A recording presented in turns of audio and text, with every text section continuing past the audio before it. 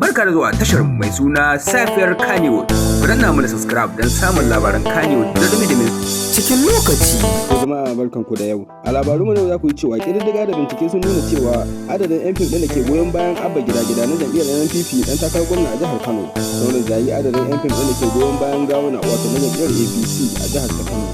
Duk a cikin wannan labari za ku cewa Sani Danja ya bayyana dalilin sa da yasa yake son a watan da Rabi'u Musa Kwankwaso. Da wannan labari da wasu labaruka wanda suka shafi masana'antar Kannywood za su ci gaba da zo muku a wannan tashar tamu. Idan yau ne ka fara zuwa wannan tashar tamu to kar ka manta ka daure ka danna mu subscribe don ci gaba da samun shirye-shiryen mu cikin lokaci. Wata kungiya ce mai zaman kanta ta yi bincike da ta gano cewa tabbaci yan fim maza da mata waɗanda ke goyon bayan dan takarar jam'iyyar NNPP sun fi rinjaye akan yan fim ɗin da ke goyon bayan dan takarar jam'iyyar APC. Dukkanin su dai da Gawuna da Abba Gida-Gida suna takarar gwamna ne kuma a jihar Kano, wanda magoya bayan su suka nuna alamun cewa kowannen su zai iya ci. Da yake al'umma da dama sun fahimci cewa dan takarar jam'iyyar NNPP ya fi magoya baya da yawa, amma fa kuma dan takarar jam'iyyar APC su suke da gwamnati a jihar Kano, wanda ke nuna cewa za su iya samun rinjaye sakamakon ma'aikatan gwamnati da kuma rashin na gwamnati da suke da yawa a jihar ta Kano. Zaka dai ana gab da yin babban zaben da za a yi na gwamnoni da 'yan majalisun jiha a jihar ta Kano ko kuma a faɗin Najeriya baki daya. Kwanan nan an hangi Daura Kawutu Rarara ya baro tafiyar wato Sha'aban Sharaɗa, inda ya komo tafiyar Gawuna da shi da Garo, dukkanin su 'yan takara ne a inuwar jam'iyyar APC.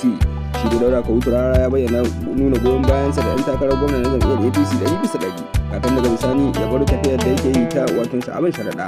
An hangi Daura Kawutu Rarara yana zuwa yakin neman zaɓe, yana kuma neman wato Sha'aban Sharaɗa ya zama gwamnan jihar Kano. Dai Daura Kawutu Rarara ya fito daga tafiyar Sha'aban Sharaɗa ya dawo tafiyar wato Gawuna da kuma Sulun Garo. Ta bangare ɗaya kuwa Alhaji ta da shi da Naziru sarkin waka dukkanin su sun bar dan takarar jam'iyyar PDP da ke jihar Kano, sun bi dan takarar jam'iyyar NNPP wato Abba Gida-Gida wanda yake a jihar ta Kano. Zaka dai yan fim da dama sun jiyo daga baya duk sun jiyo daga jam'iyyar PDP sun dawo jam'iyyar NNPP, wasu kuma da ke goyon bayan jam'iyyar ADP a jihar Kano sun dawo jam'iyyar APC. Wannan ne yake nuna cewa yan fim da dama sun fice daga tafiyar wato Sha'aban Sharaɗa, sannan kuma sun fice daga tafiyar jam'iyyar PDP a matakin jihar Kano. Dukkanin su sun raba hanya da juna, dan bangare daya sun koma jam'iyyar NPP, bangare daya kuma sun koma jam'iyyar APC.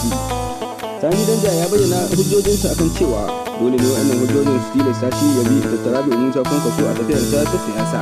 Sani Danja ya bayyana cewa Dr. Rabi'u Musa Kwankwaso mutumin arziki ne kuma mutum ne na kirki wanda ba a samu irin shi ba a cikin 'yan siyasa. Daga haka dai Sani Danja ya bayyana cewa zai amfani da karfinsa da kuma ikonsa da kuma dukiyarsa ne ya tabbatar cewa wato Abba Gida-Gida ya zama gwamnan jihar Kano.